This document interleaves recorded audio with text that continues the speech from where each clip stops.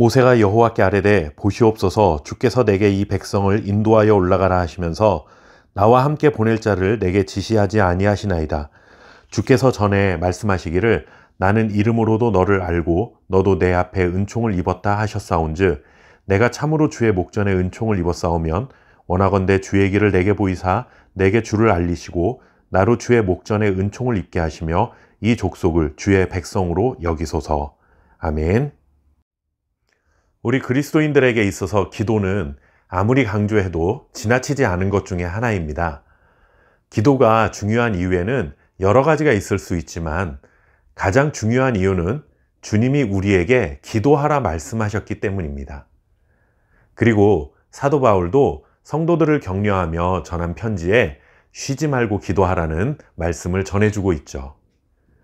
성도들의 삶에 있어서 기도는 쉬어서는 안 되는 정말 중요한 것이라는 사실을 강조해 주는 것입니다.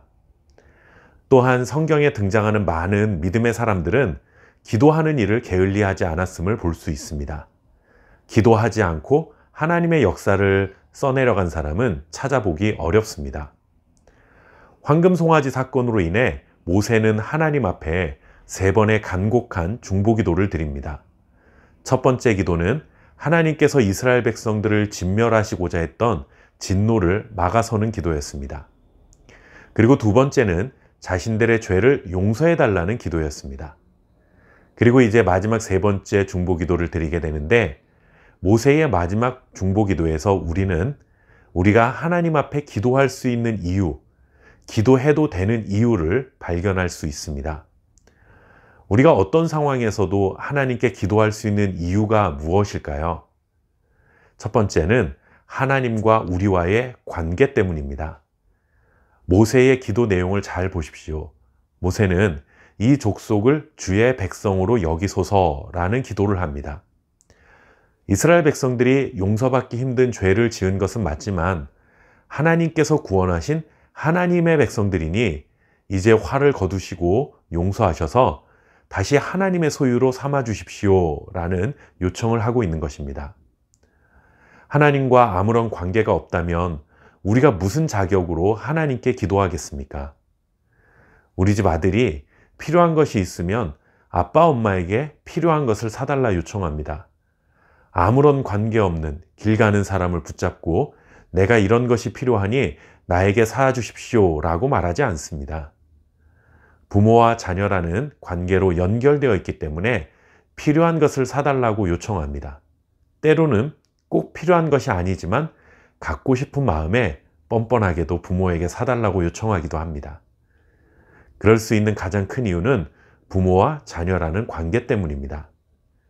우리와 하나님도 마찬가지입니다. 우리가 정말 뻔뻔하게도 하나님께 기도할 수 있는 이유는 우리가 하나님의 자녀이고 하나님이 우리의 아버지가 되시기 때문입니다.